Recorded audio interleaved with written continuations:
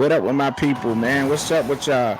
Y'all know when y'all hear that truck horn, y'all know what time it is. Hey, man, make sure that y'all hit like, share, subscribe, man. I appreciate y'all, man. I'm growing, getting new subscribers every day, even though it's one or two of y'all. I still appreciate y'all out there. Shout out to the Steelers Twitterverse, man. I got some things that I'm gonna jump up into that. But first, man, I'm gonna get into these college quarterbacks, right? Y'all see Joe Klatt on the screen. Um, and this is about Arch and all the hype that's going on with Arch. And I think where it started from months ago. This video clip is about to react to was from Joe Klatt's show. Shout out to Joe Klatt. Um, he did it like 3 months ago, right? And as y'all know, he's pretty good with quarterbacks. I'm not saying that Arch won't be the best or whatever, but I mean, when you got him ranked above all three of those guys right there on the screen that you can see is really in the top, like Drew Aller, Sam Levitt, and John Mateer, if you can't see it, right? Because I got my ticker up. And those guys have college experience. And for some reason, you know what I mean, they put him on this pedestal. And I think a lot of it has to do with the last name. It does, like, right? Because if he got a different last name, we're all looking at him like a different quarterback. We're all looking at him like a different person. It is what it is. And that's why I said he is this year's Shedeur Sanders. And people put the training wheels on when it comes to their media takes and their critiques on them and how they're actually breaking it down versus what they would do with somebody else. That's just how I feel about the situation. But I already spoke on that. And I don't want to sound repetitive in what I'm saying. I just wanted to show y'all some receipts on what's actually been going on up out here. So let me play it, man. I've been talking too much already, man. So let me just go ahead and play the video for y'all, and then I'll give my commentary afterwards. He was really good. And then you actually watch him through the year, and it's like, oh, yeah. He was one of the 10 best last year. He's coming back for sure. All right, let's go to number 2. I've got to do it because I believe in him. I believe in his coach. I think that this program is one of the 3 best programs in college football right now. It's time for Arch Manning. Arch Manning's going to be number 2. I know he only started 2 games last year, and I'm always big on experience, but did you see him play in those 2 games? Don't we know anything about Steve Sarkisian and the way that he builds an offense around the tools that he has?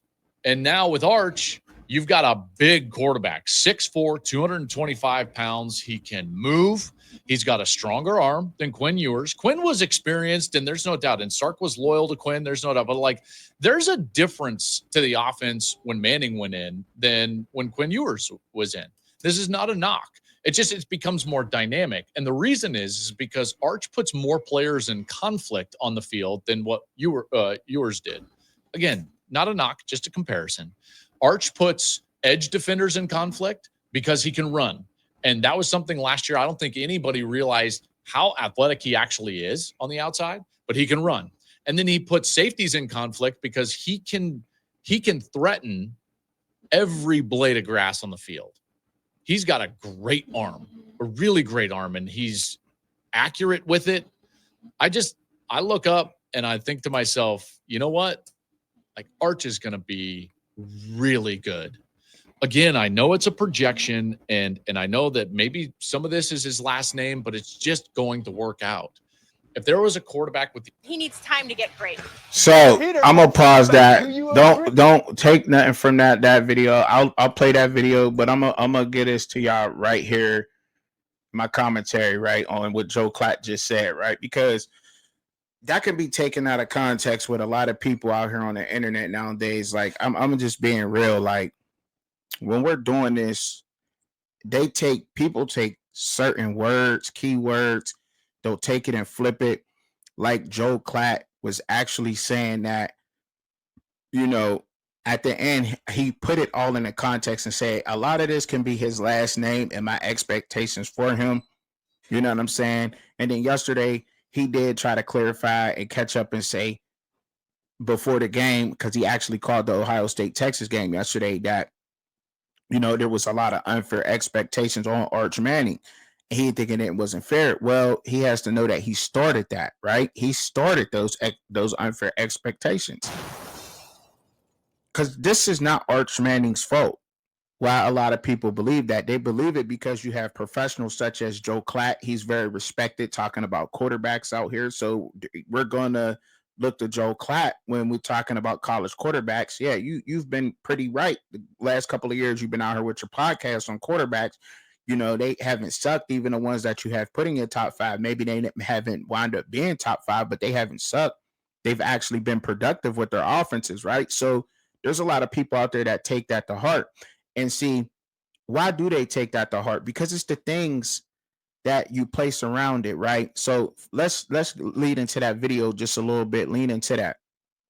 And when he says, first of all, he's put him above guys like John Maytier, Drew Aller, Sam Levitt, and those guys actually have experience playing in, playoff experience. And they've actually played some big teams, right? John Maytier is not a quarterback down at Oklahoma right now, but he did play at Washington State last year, but he threw for over 4,000 yards last year, right? So when you're comparing a quarterback who's only had 2 starts in the SEC, but did he start against any SEC? Who's the 2 teams that he played last year, right? You got to go into that, and you got to kind of lean into those 2 teams that Arch Manning played last year, right? Because you just can't go off and say, well, oh yeah, Arch Manning, he's the best, and and he played in his 2 games last year, he lit it up. Now, granted, to me, it really doesn't matter who Arch Manning played last year, right? And this is why, right? Because he's evaluating a quarterback, he's evaluating his traits, his mental traits. Did he look calm in the pocket? Was he able to overcome a little bit of adversity in the game if he made a mistake? You know what I mean? How did he look after that? Was his feet work good in the pocket? When he was his form while he was throwing the ball, how his decision making? Those are the kind of things that Joe Klatt's looking at. Us football fans know that, but however, there is a whole slew of people who now watch football content, sports content, just to try to keep up, and they like watch shorts, or they'll watch something, they're just driving, and they may not know a lot about it. And then there's just some people out there who just take things and just spin it in a totally different way, right? And then you say to yourself, well, oh, Arch Manning, he lit it up. I heard Joe Klatt say he lit it up last year, and they never went back and watched those games, or never knew who he actually played against, right? And I think, and that does have something to do with it also, right? Because if you got all day in the pocket, you got a Texas offensive line going against a high school varsity team's defensive line. It's just what's going to happen? You know what I mean? Come on now. I mean, like he'll have the time of the day to do whatever he needs to do. He'll be able to break those 75-yard rushing touchdowns against whoever. You know what I mean? He's not going to he'll probably, scramble for a good 25, 30-yard touchdown, maybe against Ohio State or somebody, maybe. And I'm saying maybe, right? I got to clarify the maybe, because people take things out here and they say things. But you're not going to do that. You might get away with that versus a ULM or something like that, right? And I think he only had a couple of starts last year, right? And that's just what it is with Arch Manning. But so I'm getting that pulled up right now, because I actually want to put in the context for everybody on actually what Arch Manning and his starts and what he did last year, because that's a lot. That means a lot to know exactly what Arch Manning did last year. So we kind of getting to looking at his career stats, and when you look at all his career stats and you see him, he played last year. He played a total, yeah, okay. He didn't even play that much, so he only threw for last season. He threw for almost 1,000 yards. He had 9 touchdowns, 2 interceptions. Right.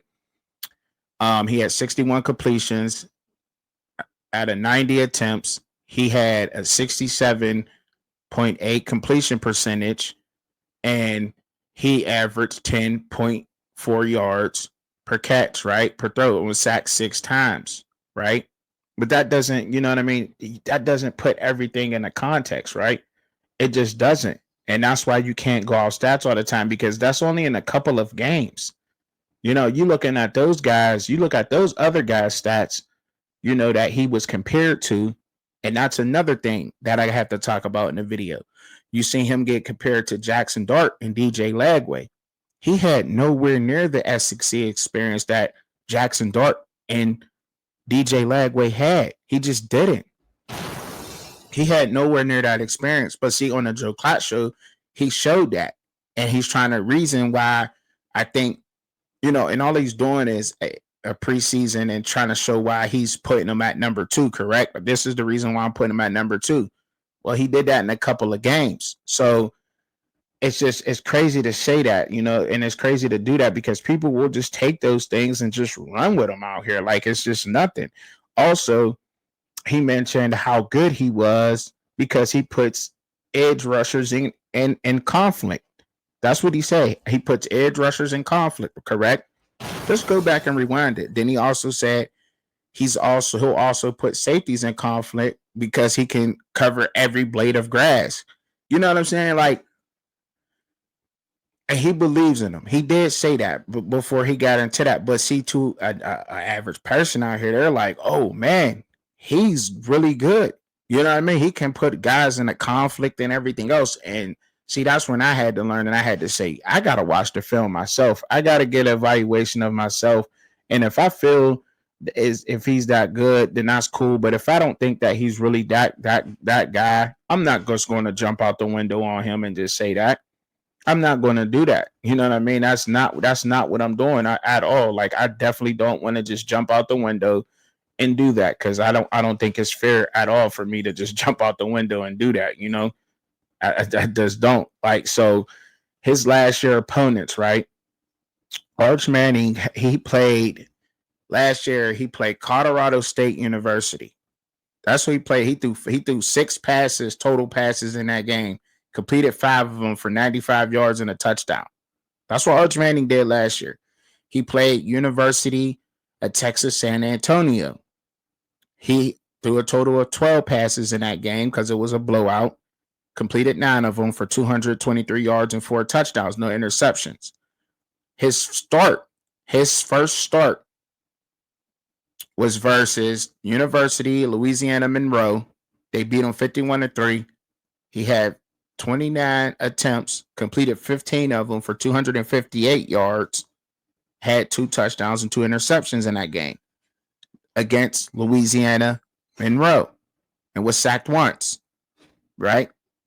Against Mississippi State Bulldogs, which is they're in the SEC, but let's just call it what it is. Mississippi State is a low-tier SEC team. They have been for some time, since Dak Prescott left. It's been some years, right? Since they've actually been of relevance, right? Let's just call it what it is.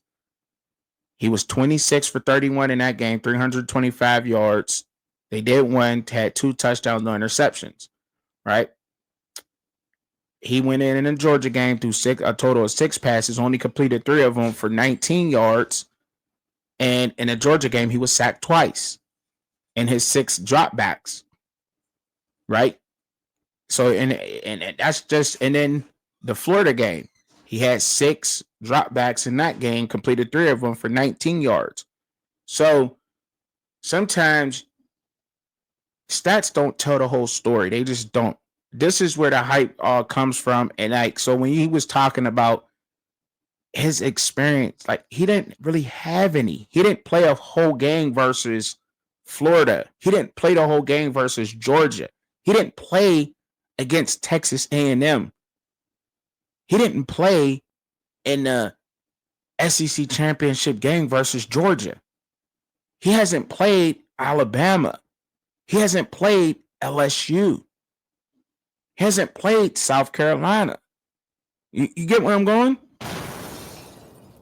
And for people to say that, and then people still out there misleading. And look, I want him to do good, because I just think it's just going to take him time. Me personally, I think that 1 whole year is not enough in the SEC regardless of how good this team is, for him to go into the NFL draft next year. That's just me. I think he should just take his time. There's NIL money out here to be made. He can still make a decent bag, get more experience, and he can learn everything he needs to learn this year. But then next year, maybe he can work on slide protections, coverages, just getting the little nuances and just nitpicking at his game, getting his throw motions down, his timing, stepping up in the pocket, when to throw it, just taking what the defense gives you, just working on those little things the NFL is going to throw at you, right? Because that's very important. And I'm going to save that for the conversation I'm going into about college quarterbacks, right? I'm going to save that. Remember what I said just there. But that's all I'm saying. Like he just didn't have, but see, then you have other guys out here and other people that were trying to tell people, but people don't listen because they're not your favorite. Like Heather Dinchich. She said it. Manning won't be the best quarterback in the country or the SEC. Because we don't really know. But look, let's just go ahead and let's just listen to what they had to say on Get Up months ago. He needs time to get great. That's a hitter, Paul Feinbaum. Do you agree with your colleague? Yeah, Peter, I'm already getting irritated. We haven't even started, but I agree. But Arch Manning is not like some kid you just dropped off, on his first day of school. I mean, he's got some background, Peter, and Heather just always wants to look past the glamour boy and look to somebody in the Big Ten or even Kay Klubnik, who I agree with. He could be the best quarterback, but Arch Manning does not have to be the best quarterback because he's on the best team on both sides of the ball, Heather. Dan Orlovsky, you're in studio. One, he absolutely has to be the best quarterback because they are the favorite at Texas to win the national championship. Number two, the best quarterback in the country that no one talks about is in Columbia, South Carolina, Norris Sellers. And I would agree with Heather that probably the best quarterback in the country right now is Garrett Nussmeier. Arch Manning is more than likely going to be awesome, but we don't know about Arch Manning. I've seen Nuss late in games, 3rd and 9, have to make a big throw and get it done. I watched Norris Sellers finish with 4 straight wins for South Carolina in the SEC and go for over 300 yards a game. So I think Arch has got this expectation, and there's probably no quarterback in the country under more pressure than Arch Manning, but there are 5 or 6 other quarterbacks that are much more proven, at least right now in college football. That's all they were saying, right? That's all they were saying, And Dan don't get it right all the time. None of us really get it right all the time out here. We just don't, y'all. Like we none of us gets it right all the time when we're out here. Now, he said he will be the best, like, because he's on the best team. He doesn't have to be the best because he's on the best team. And see, that's kind of my point leading up into what I getting at with college quarterbacks. Like, some of these guys are playing on the best teams, right? So they got time all day. You may not have, if you're going to be a high first round draft pick or a high draft pick in the first round, most likely you're on a bad team, right? You're a top 10 pick. You're going to a team who has struggled in some area, right? Because they just lost a lot. That's just what it is. They lost a lot of games. And offensive line is probably going to be one of those things, right? Where they need to shore up. See, in college, you had the best O-line, right? So that's why I say there's really no rush into going to the NFL for somebody like Arch Manning anyway. Like, there's really no rush with that. Like, if you don't have to go to the NFL this year, don't do it. You sat for 2 years. You're a junior now. You know what I mean? There's plenty of NIL money for you to get there. There's so much to work on. And now it's leading up into what I'm talking about with just college quarterbacks in general, because it's just not Arch Manning, right? We're only really focusing and locking in on him because of his last name, right?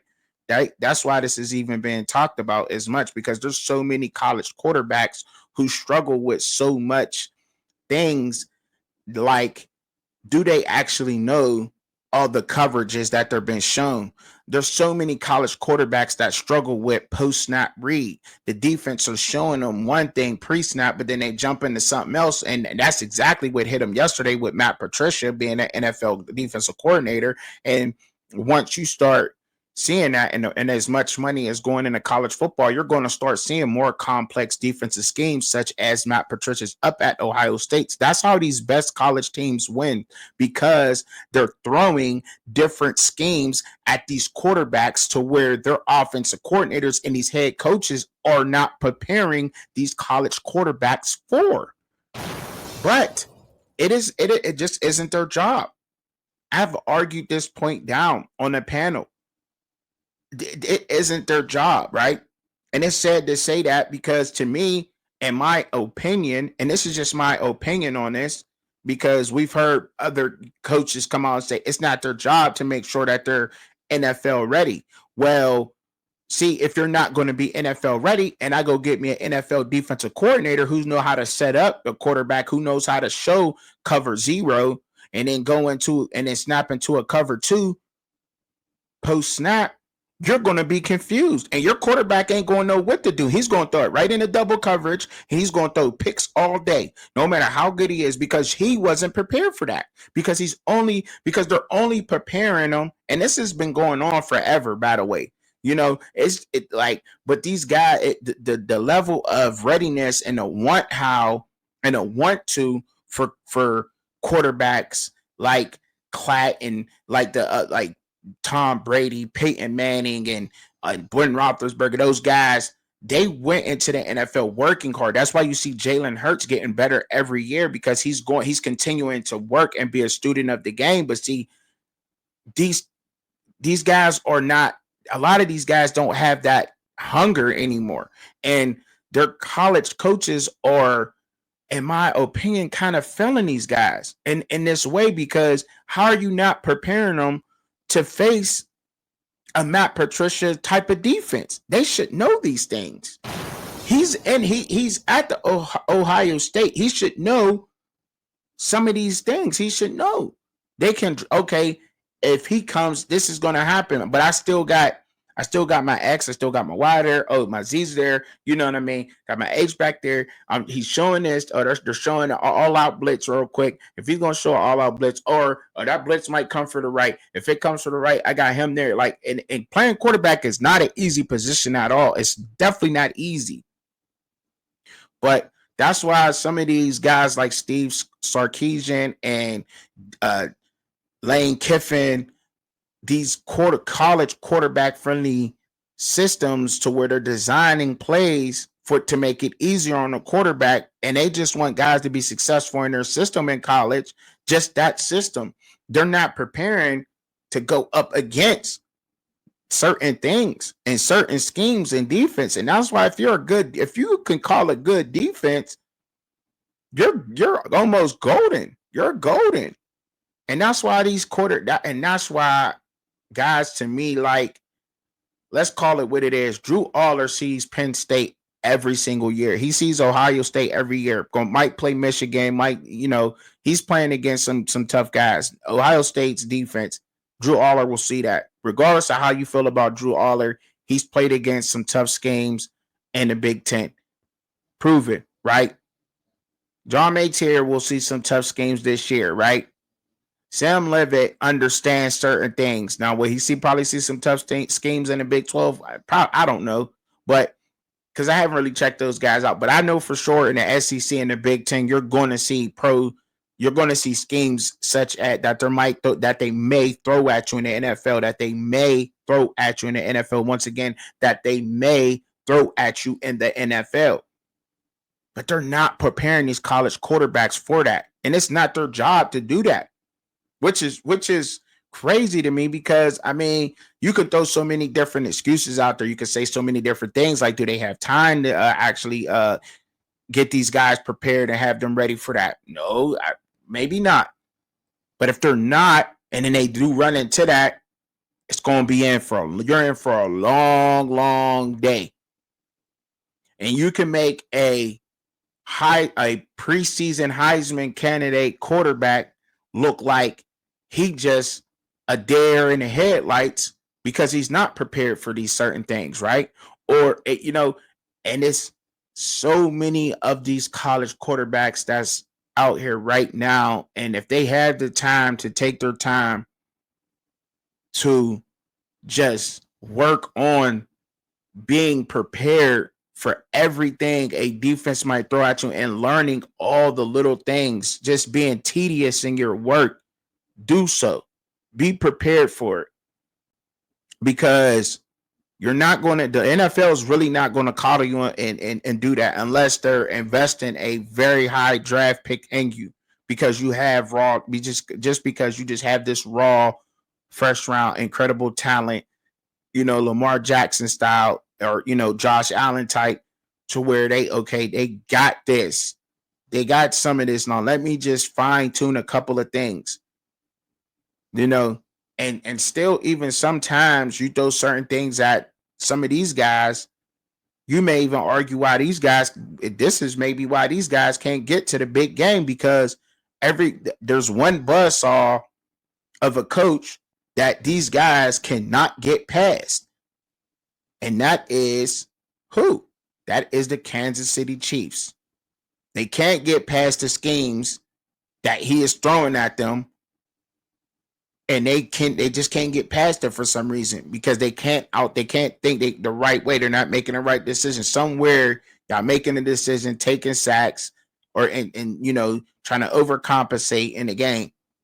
That's just what it is. But see, and we don't see these things, right? You don't see it.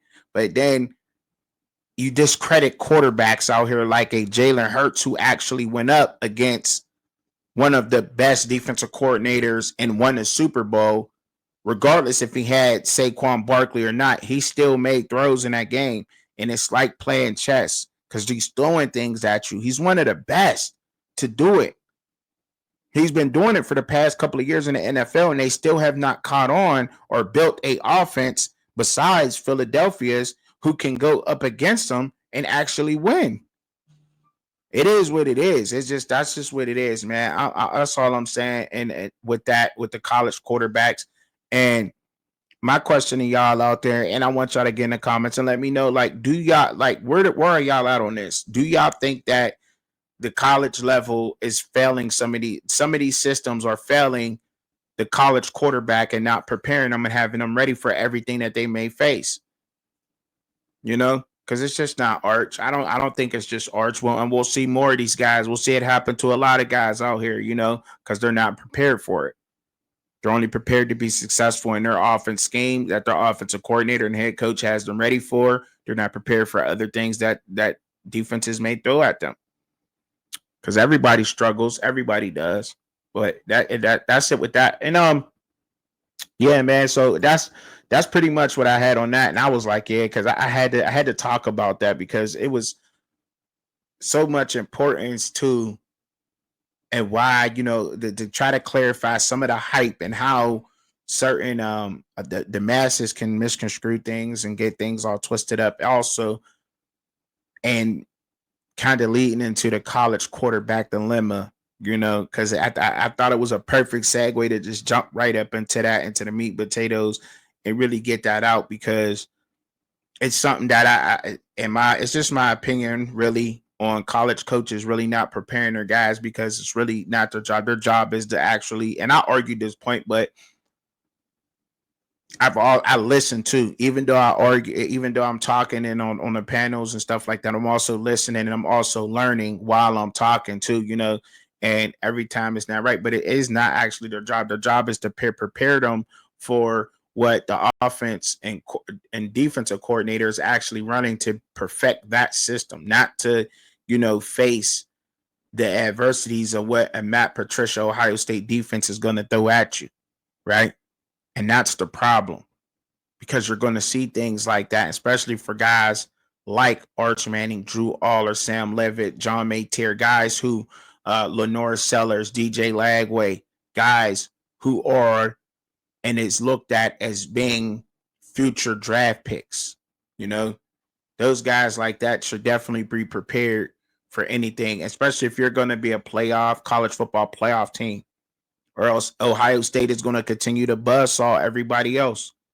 That's just what's going to happen. We're going to keep continue on, and I think that's what it is. Before I move on to my Pittsburgh Steelers, I think that's what it is too. I mean, the talent and the trenches that Ohio State, Texas, Georgia, Bama, Michigan, Oregon, these teams get, they can just push you around. Georgia, like Clemson, Georgia Tech. These teams get these trenches that could just push you around and just manhandle you, but also, I think when you think of teams like particularly Georgia, Ohio State, Michigan, they're throwing some schemes at you on defense that you have to be able to deal with because that pressure's coming. But they showed cover 3, and then they dropped into a man on you and did some exotic twist and stunt at the line, and they're confusing these young quarterbacks who are not prepared for these things. That's all. So that's all with that. Thank y'all for listening to that one. Now my Pittsburgh Steelers. Yes, sir, my Pittsburgh Steelers. Now I talked about my Pittsburgh Steelers wide receivers. I seen that video. I don't know. Check that video out if you haven't. It's gonna be posted. It's posted up. And I also had a whole live, chopped the live up and kind of put it in the shorter videos because I know people's attention span, y'all's attention spans are short, and I probably have to chop up this one. Anyhow, looking into the Pittsburgh, and I know it's way too early for me to actually talk about my Steelers in this manner, and talking about how I'm preparing them for, for whatever. And I know it's way too early for me to talk about draft picks with the Steelers because I just don't know what's going to happen. Right. So what I'll do is I'll say, because in the Steelers Twitterverse, Steeler Twitter, we like to have fun. We come up with all different kinds of predictions. And they said, what do y'all think we're going to need? Shout out to Portersburg. What do you think we're going to need for next year's draft? What positions y'all think we would go after? Well, wide receiver was definitely a popular one. We actually don't know, you know what I'm saying? But what I'll look at and what I'll say here is that what positions will I be looking at, and seeing how these positions perform? Because obviously if they don't perform well, we'll be looking at those in the draft. Now we'll be definitely watching receiver because who's going to step up and be the number 2 receiver? Like I spoke a lot about that on my videos, so y'all go check that out, right? The offensive line, right? We're going to be paying a lot of attention to the offensive line. And are we going to need a guard? Are we going to need a tackle? Because these guys have been sitting and learning for a couple of years now, besides Broderick Jones, but we need you guys to step up. We need Zach Frazier, Mason McCormick. We need you guys to step up. It's about time that you guys start. If we gotta see what's up. You guys were great at the college level. Guys got the size. Y'all one of the toughest organizations. We got to see what's going on. But so I really want to pay attention to our offensive line and how much time Aaron Rodgers actually has back there to operate. Because if we give him the time, he's actually a quarterback that has proven, I don't care how long ago it was. I know he's older now, but the older you get, the more wise you is, the different he start understanding different things that other younger quarterbacks just don't have. He may not have the speed he had when he was starting at Green Bay, no, but he knows things that a lot of young quarterbacks just don't know and they don't have. So there's some pluses to being older too. It's just not always negative and being an older guy in the NFL or anything, right, in life. So he's definitely proven that he can operate and make receivers good. And that's what good quarterbacks can do. Make receivers good. So can he actually, and if we can give him enough time to operate back there with our offensive line, we know that Roman Wilson and Scotty Miller and then Calvin Austin will look like number twos with Aaron Rodgers there, as long as they're doing what they need to do on their routes. We know DK is going to do it, but see, we got to see if he have enough time. Once again, the run game is going to, that's also another thing, because we know how hard Jalen Warren runs. He runs very hard. We know Kenneth Gainwell. We seen him do it at Philly, 1-2 punch with Saquon Barkley. There was games that actually Kenneth Gainwell got a little bit going before Barkley did, and then here come Barkley opening it up. So we know Gainwell can also do it too. We know Caleb Johnson can do it. We've seen him do it at Iowa, but a lot of this has to do with the offensive line.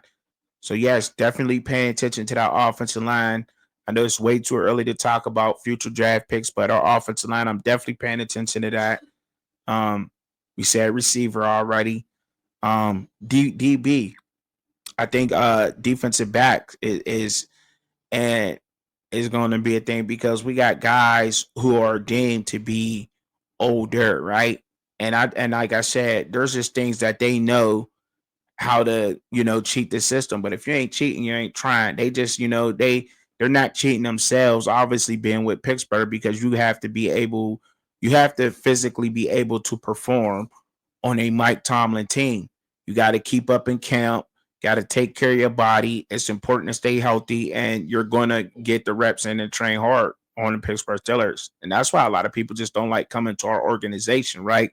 Because the way that it's ran. But guys who work hard and work hard on taking care of their bodies and staying in shape, they love organizations like Pittsburgh. They appreciate that, Cam Hayward. That's why Cam Hayward is still in the shape he's in, Baltimore, I think, is the same way like that, because you see guys like Van Noy still around, sticking around,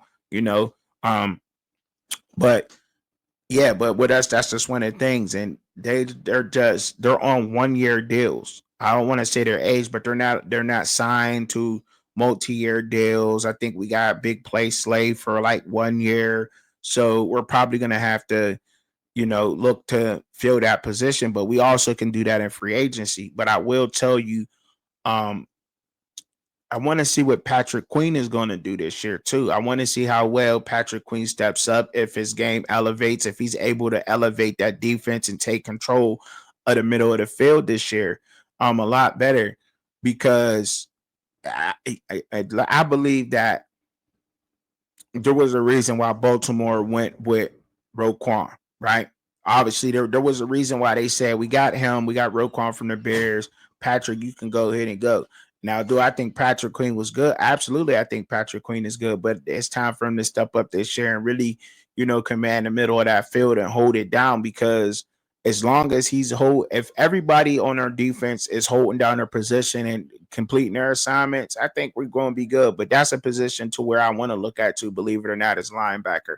Always linebacker with us, because that's just what we do, right? So always linebacker. You know what I mean? Do I think we need defensive linemen? Yeah, also defensive linemen too, because we just got to keep that. We got to keep that going every year. Every year you got to keep on getting up. So that's another position I would like to look at.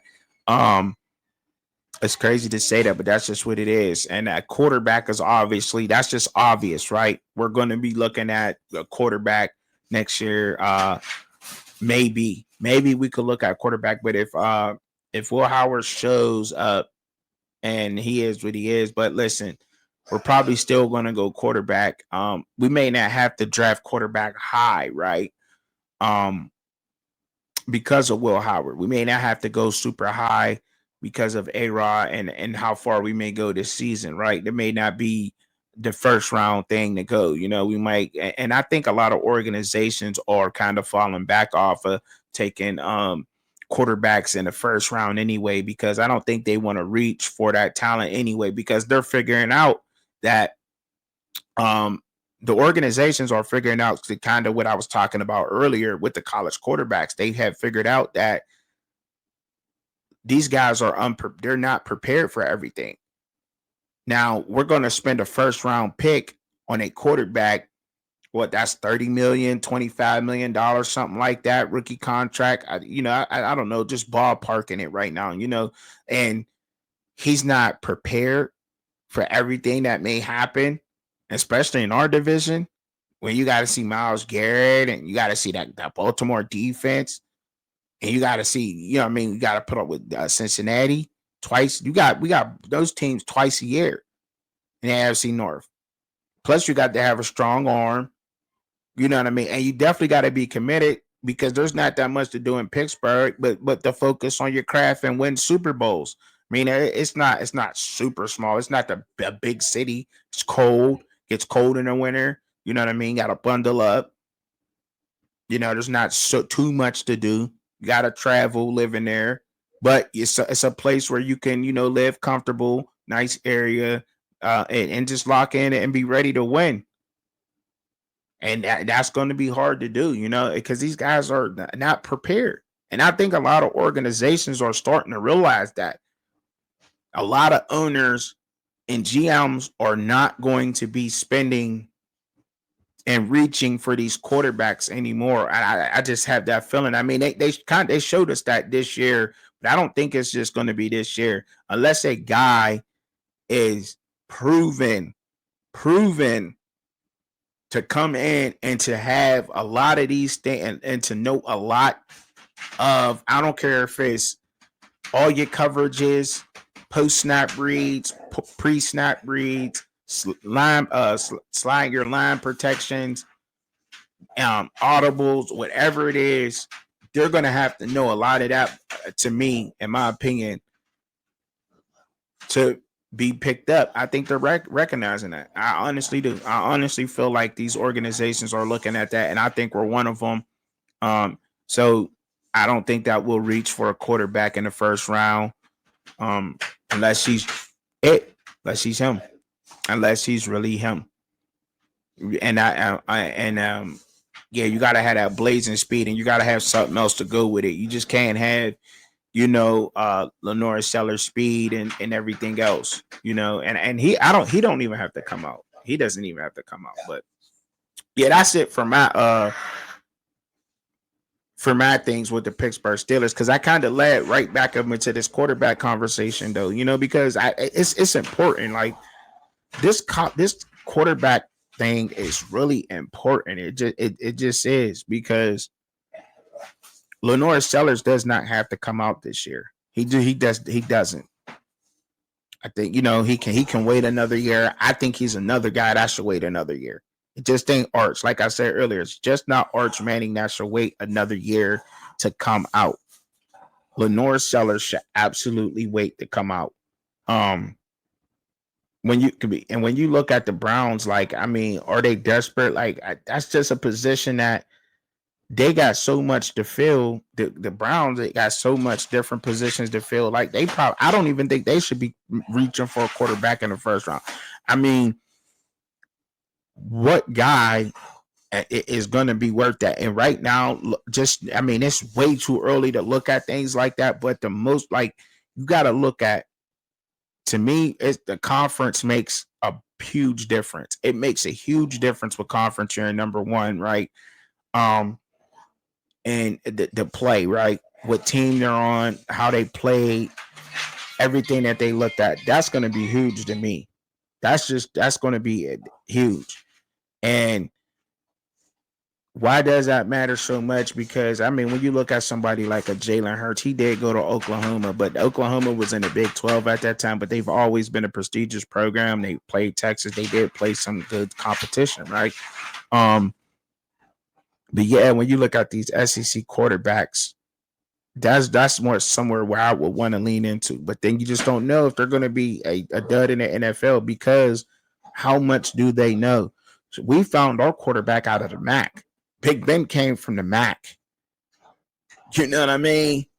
Like, so what do we know? You know what I'm saying? Like, it's so really, I mean, you can find your quarterback anywhere, right? Anywhere, any one of the conferences. You just got to be looking, and he has to be ready. Got to be ready, willing, and knowing those small things. To me, I would think nowadays, and I only said that at the conferences would matter to me now because of the competition level, right? But at the same time, you're not really looking at the comp. You're looking at all the traits. You're supposed to be looking at the traits of the quarterback, what they can do, how they're processing the information pre and post snap. That's very important because you're going to see all that. You're going to see so much different formation schemes and exotic blitzes, exotic coverages, and how to do this. It's just going to happen so different, man. Oh, man, it's going to be so different in the NFL. It just is. So you got to be prepared for that. Got to be prepared and waiting. But that's all I got, man, for y'all, man. Y'all let me know what y'all think down in the comments, man, on the conversation, man. Get the conversation going, y'all. What do y'all think? What do y'all think about the quarterbacks, and how many of these quarterbacks do y'all actually think should come out next year? Or do you think some of these guys should just kind of take their time and perfect their craft? Take their time, like such as a John Maytier, Carson Beck, Cam Ward. Those guys, yeah, they got picked on for staying around. You know what I mean? But they're also perfecting what they got going on. I think a quarterback who is very slept on and he's shorter is Diego Piava from Vanderbilt. Call me crazy, but it is what it is. Maybe I need to higher my standards. Maybe. But he's a lot. I think he has a lot to do with Vanderbilt's success offensively because of the way that he's processing and the way that he plays. Because he knows how to work. He knows what it is to work hard. Why? Simply, to me, I mean, he came from JUCO. That says it all. That says a lot. That says a lot. Believe it or not, that says a lot. He coming from JUCO, and to work your way into the NCAA, know what hard work and how much it takes to rise above, to get back to that level, and to become successful. That's definitely a guy I want to keep my eye on this season. I don't know about y'all, but y'all let me know, man. Appreciate y'all. Like I always say, y'all pray for each other, pray for yourselves, but pray for me also, and I'm praying for y'all. All right, y'all. Peace, man. Y'all have a good one. Enjoy y'all Labor Day, man.